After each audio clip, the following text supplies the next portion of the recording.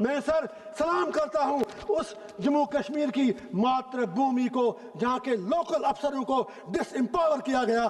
میں سر سلام کرتا ہوں اس جموں کشمیر کی دھرتی کو جس سے 5 اگست 2019 کو اس سرکار نے سب کچھ چھین لیا, سٹیٹ کے 2 حصے کر دیے, 370 چھینا, 35 سے چھینا. میں سلام کرتا ہوں اس دھرتی کو جہاں سے میرے کشمیری پنڈت بھائیوں کو 1990 میں ایک سازش کے تحت وہاں سے نکال دیا گیا. جسٹ 2 منٹس مور, میں نے 2 منٹ بھی نہیں بولا. ابھی نیائے کیجئے, نیائے کیجئے, ہاتھ جوڑتا ہوں آگے.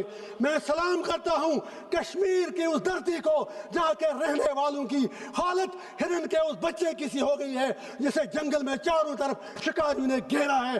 میں سلام کرتا ہوں کشمیر کی میں سلام کرتا ہوں دیش کی اس دھرتی کو جس نے رشی سونک, ممدانی اور کملا ہیرس جیسے لوگوں کو پیدا کیا جن کی جڑیں ہندوستان سے جڑی ہیں, لیکن بدقسمتی سے مسلمانوں کو غیر ملکی کہا جاتا ہے, ٹیپو سلطان کی انسلٹ کی جاتی ہے. میں سلام کرتا ہوں اس دھرتی کو جہاں مجھے بدقسمتی سے مسلم انتہا پسند کہا جاتا ہے, لیکن جموں میں ماتا ویشنو دیوی کالج میں دھرم کے نام پر ایڈمیشن مانگا جاتا ہے.